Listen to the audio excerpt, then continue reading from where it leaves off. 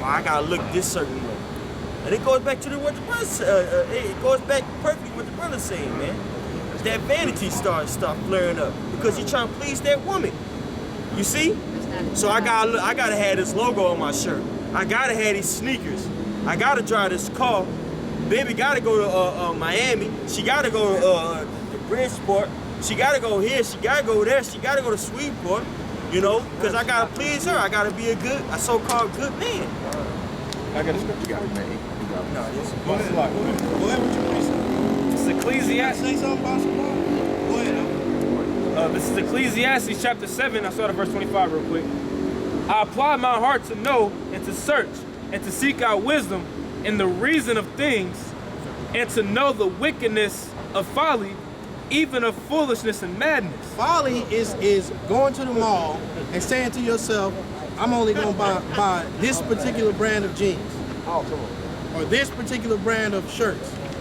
I have to have, if they don't have this brand of shirts, then I'm leaving. That's folly. Clothes are clothes. Buy yourself some clothes when you need clothes and move on from the situation. Worry about something else, as it says in Matthew 6. Don't let these things take over your life. Because, like the brother just said, it will take over your life. And you'll find yourself falling by little and little. You'll be looking crazy as hell after a while. I can only wear Jordans. Like the brother, that's crazy. I can only wear this particular brand of jeans. I gotta be in a car with rims on. Go ahead. Verse 26. And I find more bitter than death a woman whose heart is snares and nets. Her heart is snares. To please her is to fall into those snares and nets. To please the Most High is salvation. You should pick. It should be easy, but niggas find it hard. They find it hard because they just can't live without it. You gotta have this particular woman. She gotta look like this. She gotta have this kind of hair. When you need to find a woman that's into you, that's the best type of woman, that's into you. Even if she's not the best looking woman. I should say this, the best looking woman is the one that's into you. The one that's solely about you. Ready to take care of you. Ready to wash your dirty drawers. You might find one pretty, bro. She throw up at the thought of touching your underwear. I thought that's what you about to say. No, I thought you about to say the best looking women are the worst. Sorry, that's why I said. No, what you're saying is true. Yeah, man, the best looking women are the nastiest, man. You over here, got these females in your phone. This bitch done did the same thing to the next nigga, man. And you bragging out the fact that she doing that to you. That's like me. This brother got some clean sneakers on. That's like me. He go to the club. He go to the club and I sneaking wrong, and then he come back and I see him with sneakers on, and I'm like, hey, you don't know I had your sneakers on. Like, nigga, you nasty. You had your shoes on. Yeah. You know what I'm saying? How much more for a female, man? They female. It's just a woman, dog. It's nothing to brag on. But see, women that's the highest level of glorification that we have in this whack-ass society, man. A female. A nigga would be broke as hell, but hey, he got them hoes. When in all actuality, them hoes got his ass. They got you running back and forth. You at Applebee's doing the 2 for 20 for 3 or 4 different women. They got your ass. Yeah, sweating with a button up on. You thinking I'm gonna get away with this 2 for 20, but she done came in and got 2 drinks. Did the 2 for 20 and she added 2 appetizers on. And it ain't 10 o'clock yet. So you paying full price. Yeah, now you got to lie and say that you full. That you already ate before you came. You heard me? Yeah, I'm at the table telling my man, I gotta go get Kadar, man. Yeah, we gotta wrap this thing up. My brother, he done got locked up. I gotta go to Irvin jail and get him out. Lying and shit. But that's you giving yourself over to women. We making it funny, but a lot of times things are funny because they're true. And you understand exactly what someone is saying when they're making you laugh, and it relates to you.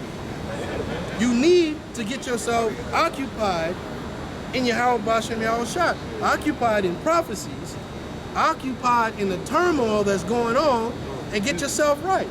The more you do it, the more you wake up. Right? You got more?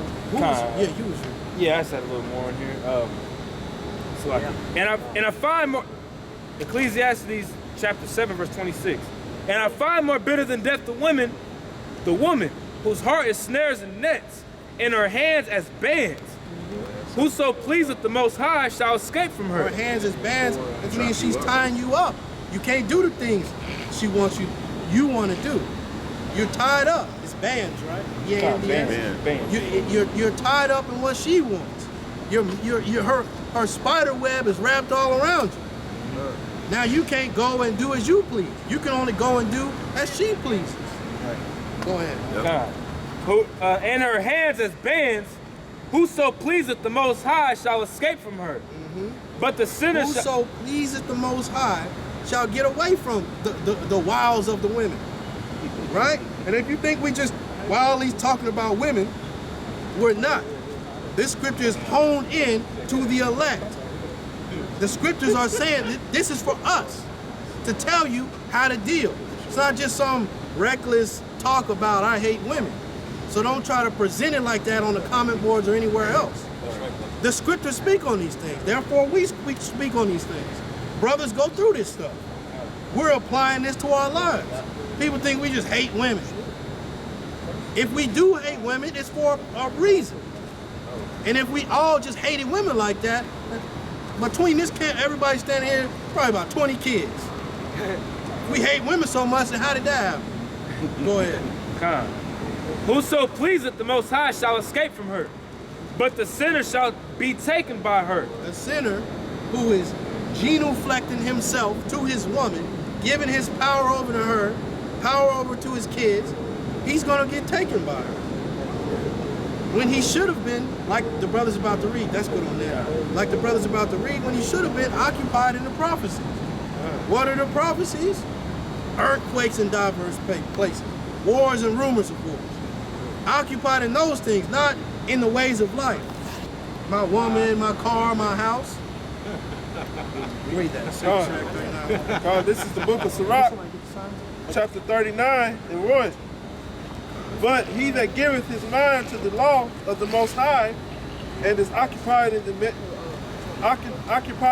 meditation thereof will seek out the wisdom of all the ancients. So if you stop giving your power over to your woman and start giving your power over to Yahweh B'Shem Yahushai, then you'll be occupied in the right things.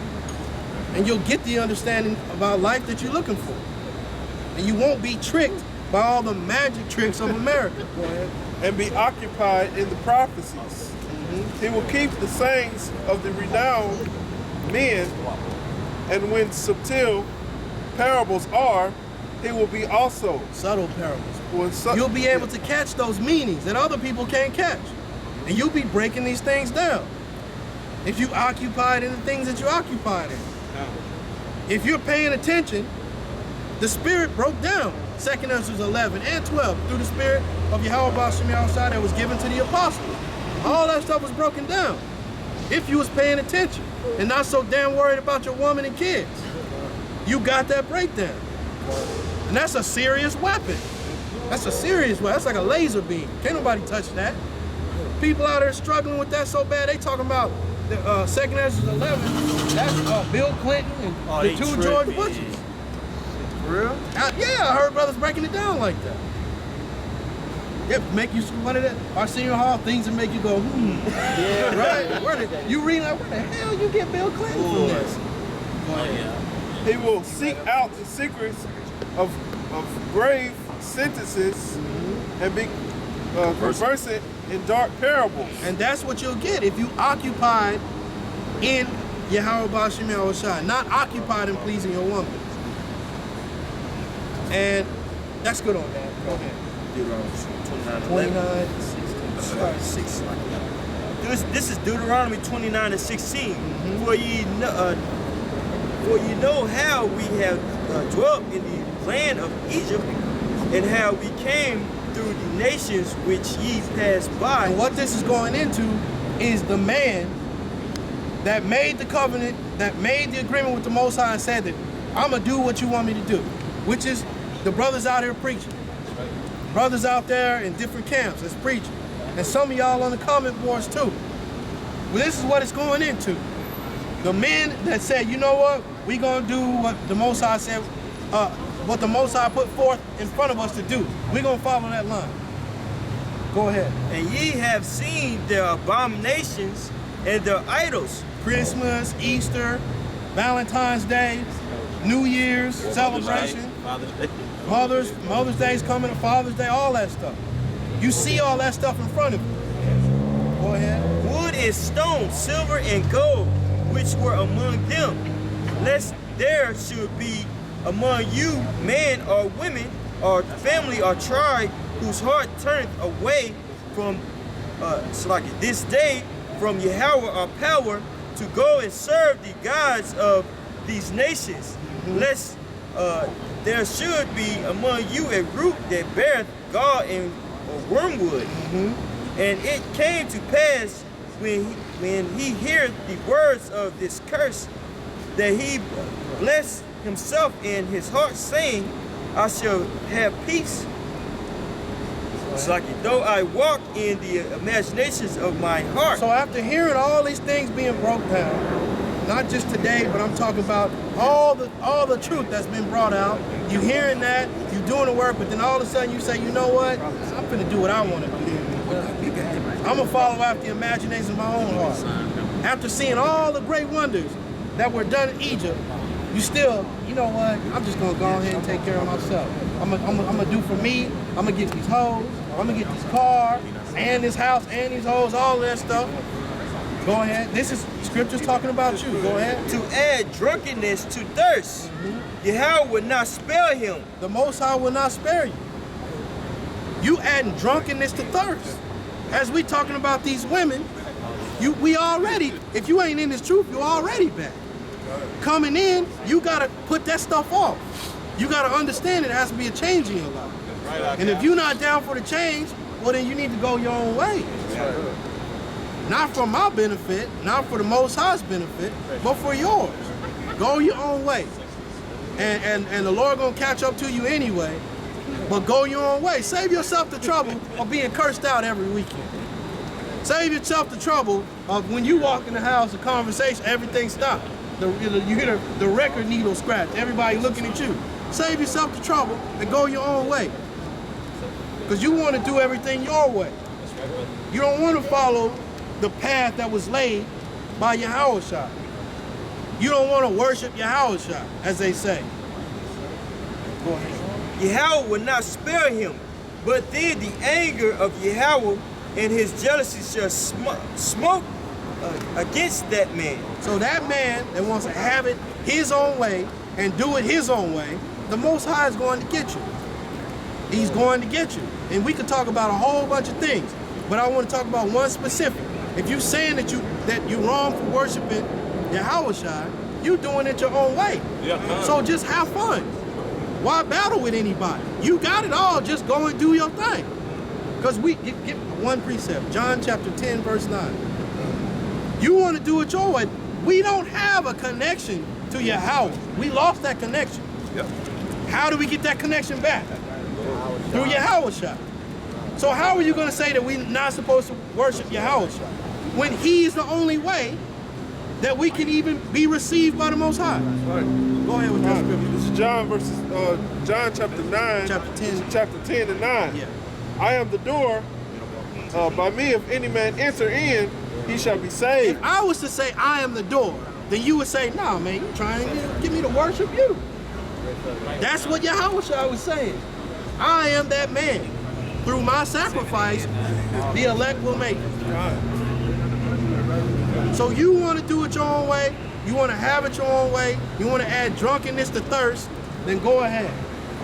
Have it your way, and we'll catch up to you. Finish that up. He shall be saved, and shall go in and out. I am the door. By me, if any man enter in, he shall be saved, and shall go in and out and find pasture. The thief cometh not, but to steal and to kill. That's good. There's one way to make it, and that's through Yahushua. And you can try to say that he's not to be worshipped, or you can try to set him up to like the like Islam does, to make Yahushua is just a prophet. You can do all that, and that's cool for you. But we gonna preach the truth of the Bible. And gonna keep condemning, keep cursing cats out, doing it in the spirit of Yahweh Shem Yahushua. And we'll catch up with you. Don't worry about it. The men of the Lord will catch up with you. Because right now, you can talk all that shit and jump back like you dunking a basketball, hit enter, and send that long ass message. That's cool. You can do that now. But when we catch up with you, most high willing, we're gonna put all those things in your mind.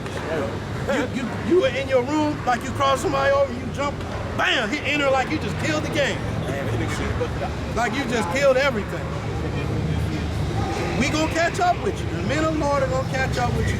We can do a whole bunch of talking now, but we just choose to preach the scripture. To bring out the truth of the matter. And with that, brother, you got another precept? I can't find you. Okay. And with that, we're gonna go ahead and wrap it up. As always, we want to give all praise to Yahweh. Hashem, Yahushua. Double honors to the apostles and elders of Great Millstone, or GMS, and peace and blessings to the elect. Shalom. Shalom. Shalom.